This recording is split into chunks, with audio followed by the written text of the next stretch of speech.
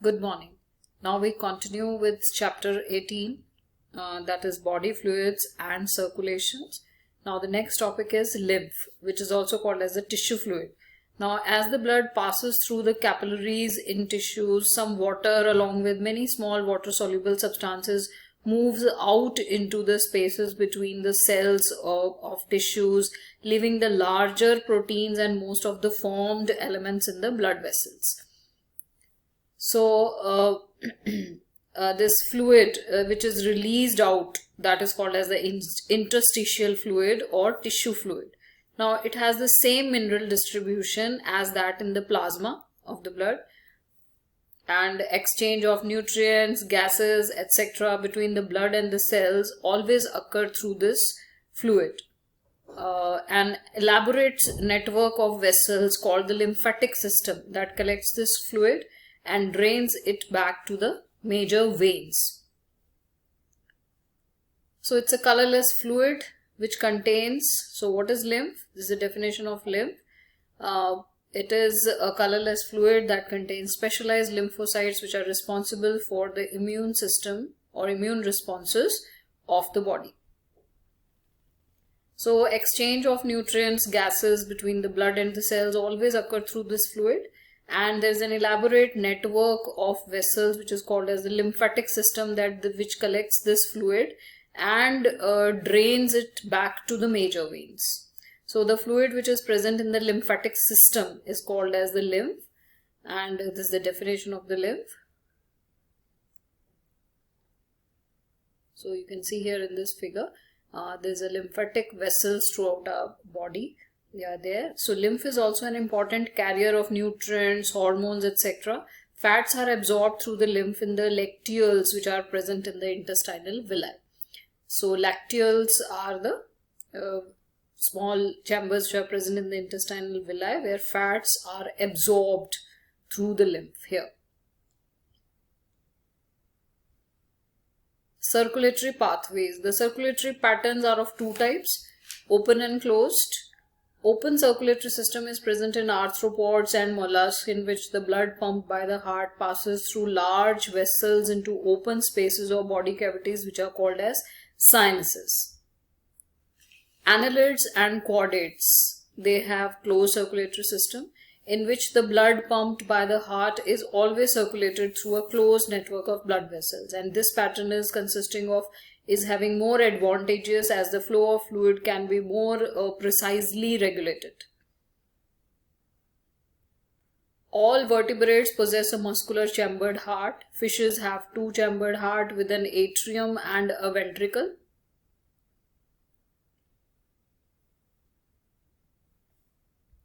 Amphibians and the reptiles, except crocodiles, they have three chambered heart with two atria and a single ventricle, whereas crocodiles, birds and mammals, they possess a four-chambered heart with two atria and two ventricles.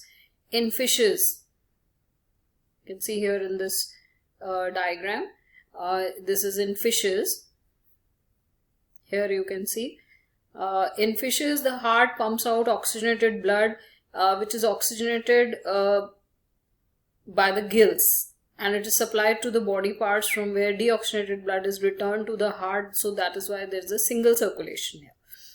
And now in amphibians and reptiles, the left atrium receives, left side you can see here, the left atrium receives oxygenated blood from the gills, lungs, skin, and the right atrium gets deoxygenated blood from the other body parts. However, they get mixed up in the single ventricle. So they have a single ventricle where the blood get mixed.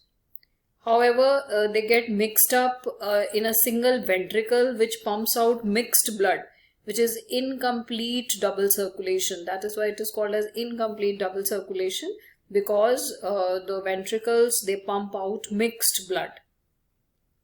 Whereas in birds and mammals, we can see here the four-chambered heart is there, where oxygenated and deoxygenated blood, they are received by the left and right atria and separately, and they passes on to the ventricles of the same side, and the ventricles pumps it out without any mixing up. That is, two separate circulatory pathways are present in these organisms. Hence these animals, they have double circulation. So let us study the human circulatory system. Now, human circulatory system, it is also called as the blood vascular system. It consists of a muscular chambered heart, a network of closed branching blood vessels and blood, and the fluid which is circulated. Heart, the mesodermally, it is mesodermally derived organ. So what is heart? Mesoderm. It is derived from mesoderm layer. We know that the organs, they are derived from three germinal layers, that is ectoderm, endoderm and mesoderm. So heart is a mesodermally derived organ that is situated in the thoracic cavity in between the two lungs, slightly tilted to the left, and it has the size of a clenched fist.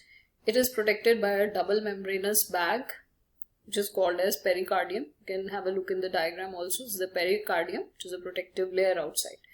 Enclosing the pericardial fluid, our heart has 4 chambers.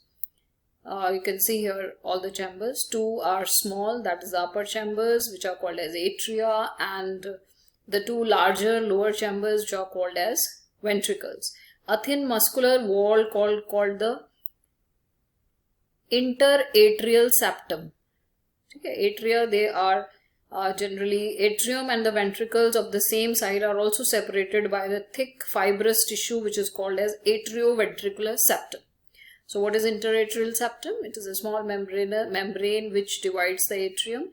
Interventricular septum, a small membrane which divides the ventricle, and atrioventricular septum is also there, which divides the atria from the ventricles.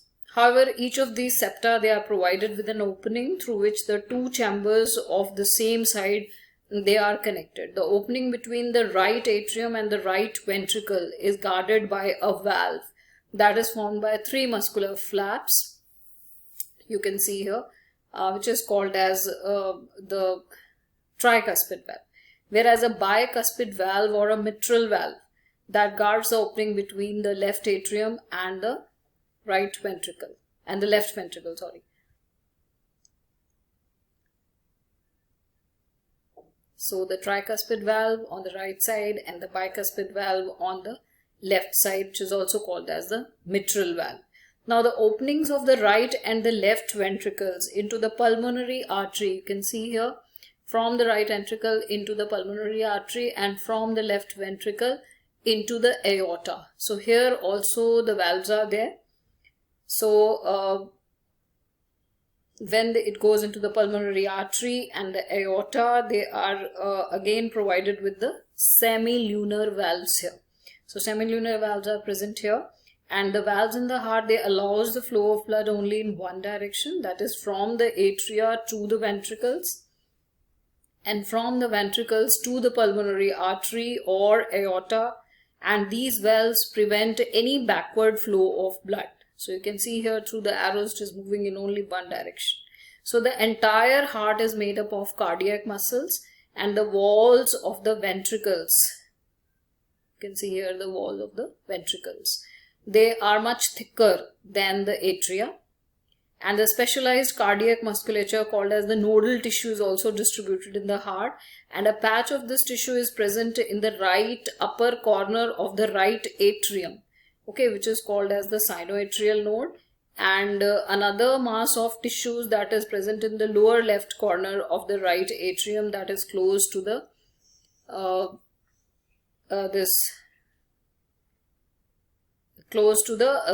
atrioventricular septum.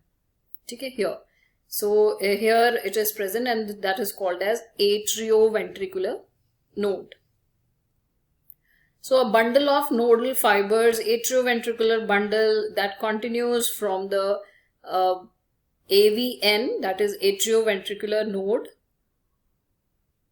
and which passes through the atrioventricular septa to emerge on the top of the interventricular septum here in this side.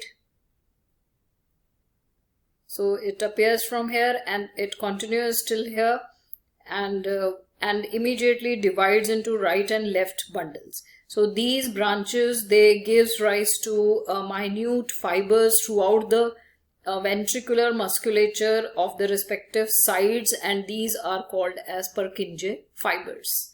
So what are Purkinje fibers? These are the fibers which arises from this AVN node and which covers the whole of these ventricles. The nodal musculature has the ability to generate action potential without any external stimuli. That is, it is auto-excitable. However, the number of action potentials that could be generated in a minute vary at different parts of the nodal system. The sinoatrial node, it can generate the maximum number of action potentials, that is 70 to 75 minutes, and is responsible for initiating and maintaining the rhythmic contraction activity of the heart. Therefore, it is called as pacemaker. So this is also called as pacemaker. Why? Because it is responsible for initiating and maintaining the rhythmic contraction activity of the heart. Our heart normally beats 70 to 75 minutes times in a minute, which averages to 72 beats per minute. Now we start with the next topic, that is cardiac cycle. Now in cardiac cycle, we see that how does the heart functions. We have to take a look here. To begin with, all the four chambers of the heart are in a relaxed state, and that is, they are in a joint diastole. Now as the tricuspid and the bicuspid valves are open, blood from the pulmonary veins and the vena cava that flows into the left and right ventricles, respectively, through the left and right atria. The semilunar valves are closed at this stage, and the sinoatrial node now generates an action potential which simulates both the atria to undergo a simultaneous contraction. That is called as atrial systole. Now, after atrial systole, it increases the flow of blood into the ventricles by about 30%, and the action potential is conducted to the ventricle side by the AV node. And the AV bundles from where the bundles of His that transmits it through the entire ventricular musculature. This causes the ventricular muscles to contract, and that is called as ventricular systole. So the atria undergoes relaxation, that is diastole, coinciding with the ventricular systole. So ventricular systole increases the ventricular pressure, causing the closure of the tricuspid and the bicuspid valves due to attempted backflow of the blood into the atria.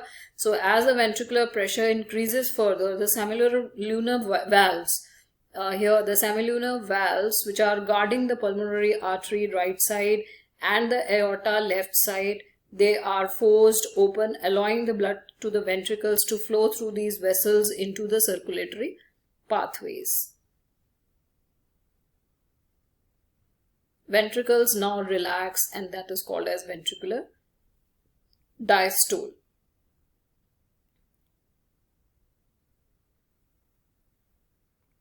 And the ventricular pressure that falls, causing the closure of the semilunar valves, which prevents the backflow of the blood.